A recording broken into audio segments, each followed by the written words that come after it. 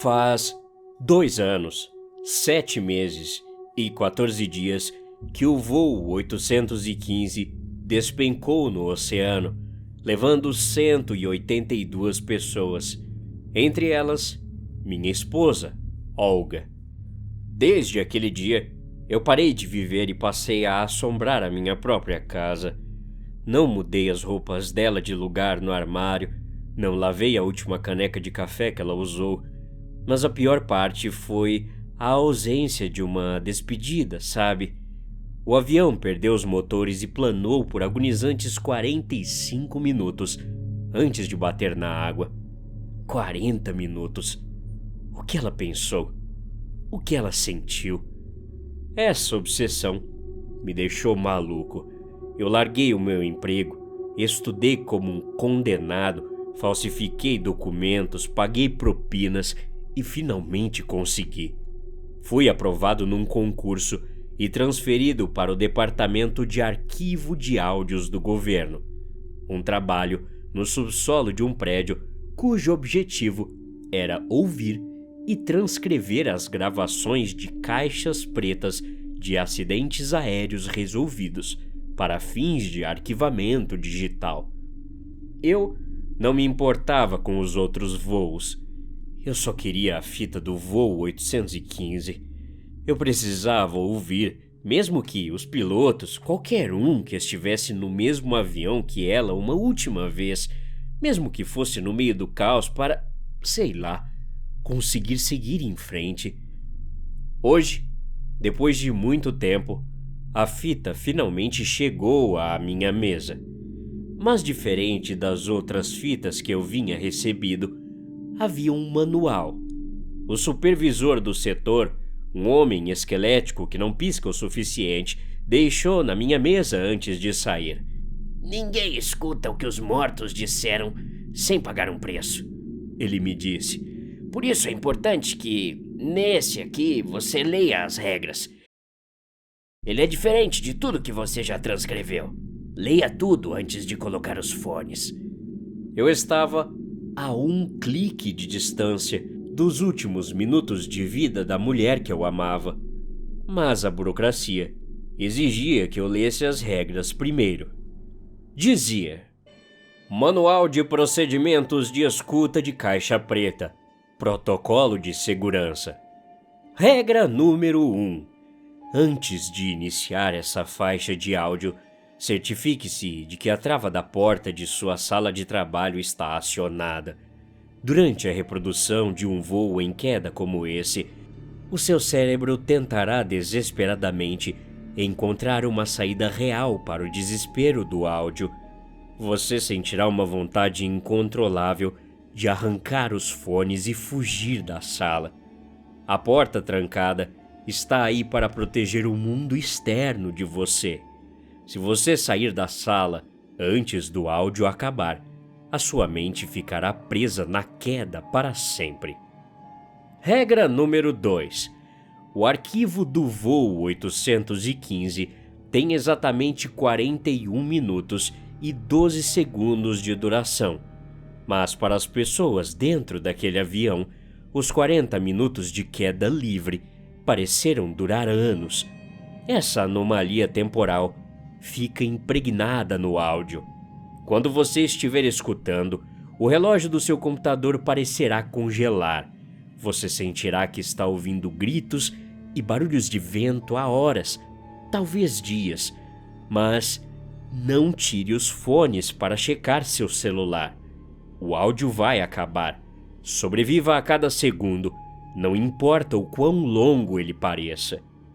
Regra número 3. A 35 mil pés de altitude, a uma velocidade de 800 km por hora, é fisicamente impossível que algo bata pelo lado de fora do avião. No entanto, por volta do minuto 14, logo após os motores falharem, o microfone da cabine começará a captar sons impossíveis. Você ouvirá arranhões na lataria, batidas como se alguém estivesse batendo nas janelas de vidro pelo lado de fora. Ignore. Não transcreva isso. Não tente limpar o áudio para ouvir melhor. Existem coisas que habitam o vazio do céu, que são atraídas pelo cheiro do pânico coletivo. A caixa preta gravou o som delas se alimentando do terror. Se você focar demais nesses sons, elas vão saber que você está ouvindo. Regra número 4. A captação de áudio é extremamente sensível.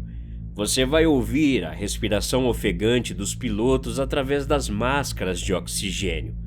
O seu corpo, num mecanismo de empatia involuntária, tentará sincronizar a sua respiração com a do comandante da aeronave.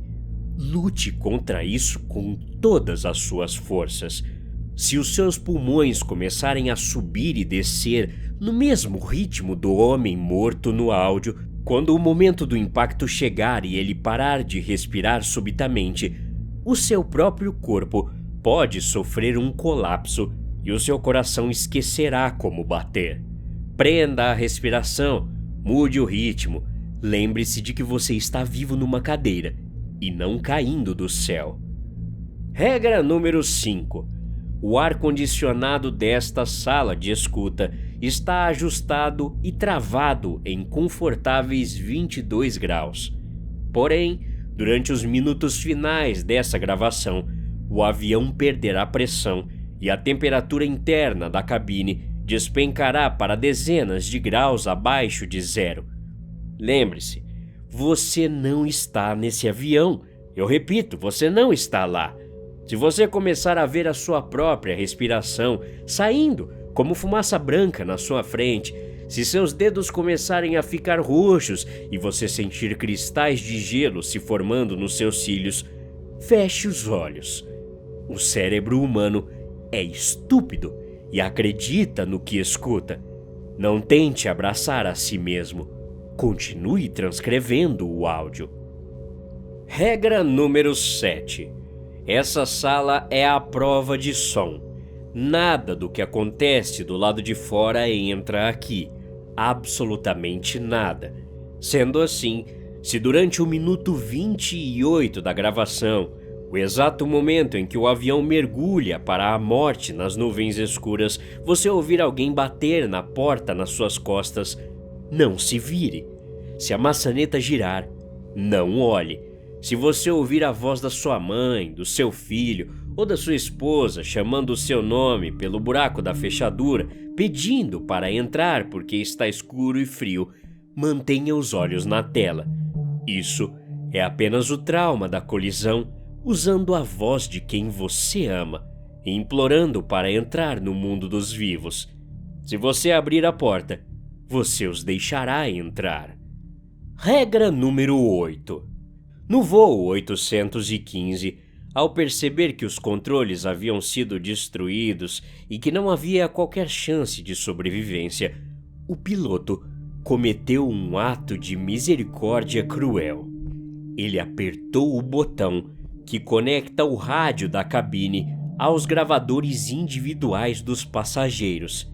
Ele queria que as últimas palavras daquelas pessoas fossem documentadas. O canal se abre no minuto 32. Você ouvirá o caos total. 180 pessoas encarando a morte. A sua função é transcrever tudo o que conseguir. Não julgue o que ouvir. Não chore sobre o teclado. As pessoas dizem coisas inexplicáveis quando sabem que têm apenas 9 minutos de vida. Você ouvirá confissões de crimes, rezas histéricas, declarações de amor e xingamentos contra Deus. Apenas digite. Regra número 9. Quando o áudio atingir o minuto 41 e 12 segundos, haverá o som do impacto. Não é um barulho de explosão. É um som oco e de carne sendo esmagada contra o oceano a 1000 km por hora. Será o som mais alto que você já ouviu. Logo após o impacto, o arquivo ficará completamente mudo. Haverá apenas um chiado estático. Você, nesse momento, deve continuar com os fones de ouvido durante todo o chiado de estática, que dura exatos 30 segundos, até o arquivo fechar sozinho. Se você tirar os fones logo após o estrondo da morte, o silêncio de sua sala parecerá tão irreal que você perderá a audição pelo resto da vida. Deixe a estática limpar o seu cérebro. Regra número 10. Após o término, salve o arquivo de texto. Levante-se, destranque a porta e vá embora. Não olhe para o espelho do banheiro do corredor. Não tente ligar para o celular das pessoas cujas vozes você acabou de ouvir morrer, mesmo sabendo que o número delas foi cancelado há anos. Eu sei, pode parecer improvável você querer fazer isso, mas o luto é estranho e viciante, e o eco de uma voz morta pode fazer você acreditar que eles ainda estão do outro lado da linha esperando você ligar. Vá para casa e durma. Eu terminei de ler as regras e... Meu Deus!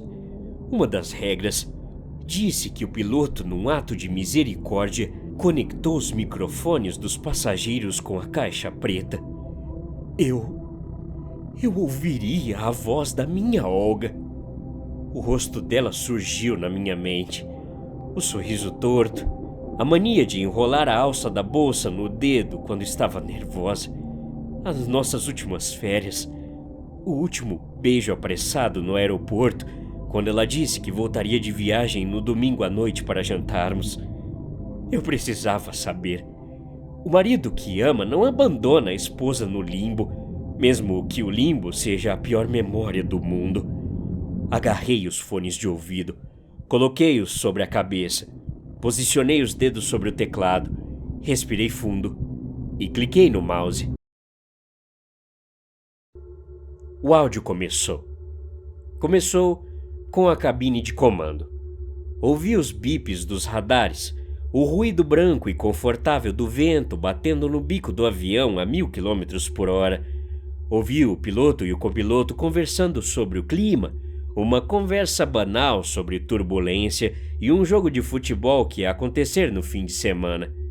Em áudios de acidentes aéreos tudo começa assim. É tão estranho que nunca me acostumei. Conversas normais. Eu sabia o que estava vindo e eles não. Minuto 8. Um estalo. Um barulho de engrenagem quebrando. Algo pesado cedendo sob as asas. Imediatamente, o som de alarme, dezenas de vezes mais agudo, começou a gritar na cabine. A voz do piloto mudou. A tranquilidade sumiu, substituída por comandos rápidos e ofegantes. O copiloto começou a gritar números que eu não entendia. Pressão hidráulica, perda de potência, chamas no motor direito. Minuto 12. Os alarmes continuavam, mas o ruído de fundo, o som dos motores que mantinham aquelas pessoas no céu, simplesmente apagou. O avião havia morrido no ar. O desespero tomou conta dos dois homens na cabine. A respiração deles no microfone tornou-se curta e chiada pelo pânico. Eu me lembrei da regra 4. Eu estava arfando. O meu peito subia e descia freneticamente, no mesmo ritmo do piloto que tentava puxar o manche de um avião morto. Segurei o ar até onde eu aguentava, forçando o meu corpo a quebrar a sincronia com os mortos. O meu batimento cardíaco começou a desacelerar, mas consegui reverter a sincronia. Minuto 14. A regra 3. O avião estava planando silenciosamente para baixo. E então, eu ouvi, através dos fones, por trás da respiração do piloto e dos alarmes, o som começou na fuselagem externa. Batidas de metal, a 30.000 pés de altura, batendo no vidro grosso da cabine pelo lado de fora. Eu nunca tinha ouvido isso em nenhum outro áudio de acidente aéreo. Minha mente quis focar naquilo, quis tentar imaginar o que diabos estaria agarrado à frente do avião lá no céu. Mas a instrução da regra era: ignore, elas são atraídas pelo pânico. Forcei os olhos no teclado e digitei aleatoriamente para manter as minhas mãos ocupadas. Minuto 18. A regra 5. O piloto gritou que a janela lateral havia rachado. Houve um som de vácuo monstruoso, um apito agudo ensurdecedor, e o áudio foi inundado pelo barulho de vento. Era uma descompressão. O ar de fora estava entrando no avião. No mesmo instante, comecei a tremer. Os meus dedos no teclado congelaram. Olhei para as minhas mãos e elas estavam ficando pálidas, as unhas assumindo um tom levemente azulado. Soltei a respiração e uma nuvem de fumaça branca saiu da minha boca. A sala estava a 22 graus, mas eu estava congelando de dentro para fora. Meus cílios pesaram. O meu cérebro estava sendo enganado por aquele áudio. Fechei os olhos com força, abracei o meu próprio peito e continuei escutando de olhos cerrados, tremendo na minha cadeira. Minuto 28. O avião desistiu de planar. Ele apontou o nariz para baixo. O som do vento virou um rugido demoníaco. Pelo tom das vozes dos pilotos, eles sabiam que era o fim. Eles pararam de tentar puxar os manetes e começaram a chorar. O choro de homens adultos, treinados para não ter medo, desabando na certeza da morte. Foi aí que aconteceu a regra 7. 3 batidas na porta atrás de mim, na vida real. Arregalei os olhos. A sala era a prova de som. Eu estava trancado. Ninguém descia naquele corredor. Foi aí que veio a voz dela. A voz de Olga. A voz da minha esposa. Amor? A voz de Olga soou fraca, exatamente como ela soava quando ficava doente e me chamava na cama. Amor, abre a porta pra mim e para de ouvir essa fita, por favor, pro seu bem. A necessidade irracional de virar a cadeira, correr até a porta e girar a maçaneta quase me fez arrancar os fones. Era ela. Era a voz dela. Ela estava ali, a 1 metro de distância de mim, falando comigo. O meu corpo inteiro se inclinou para trás. A minha mão soltou o teclado e flutuou no ar, pronta para puxar o fone. Mas eu não podia ser tão inconsequente. Lembrei da regra. O que está falando comigo não é ela. É o trauma da colisão usando a voz de quem eu amo. Se eu abrir, deixarei entrar. Eu soquei a minha própria coxa com a mão fechada, usando a dor para ficar quieto na cadeira. Você não é ela! Eu gritei em voz alta na sala vazia. Você não é a minha Olga! A voz do outro lado da porta não respondeu. O silêncio voltou a reinar.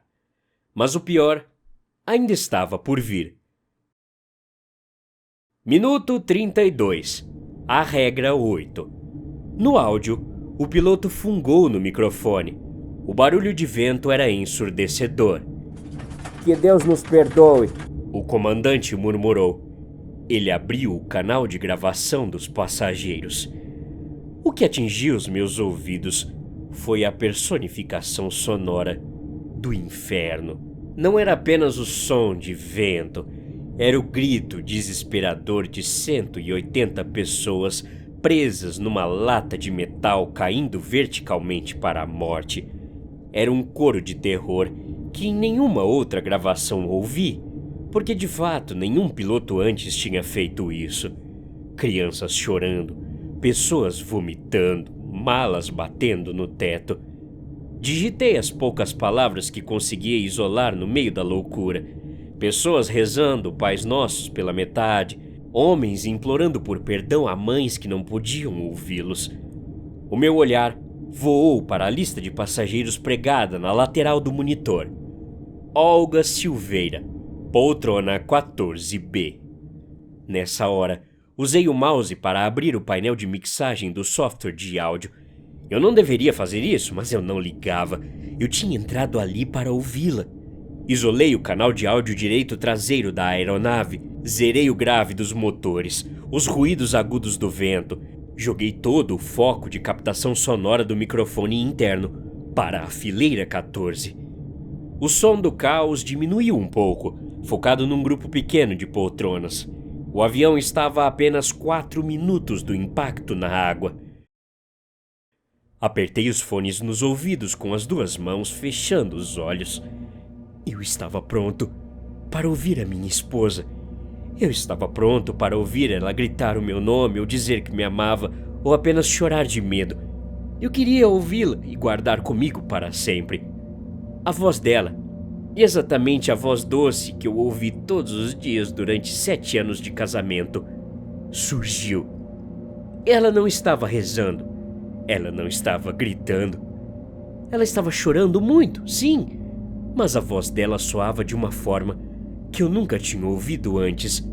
Soava aliviada.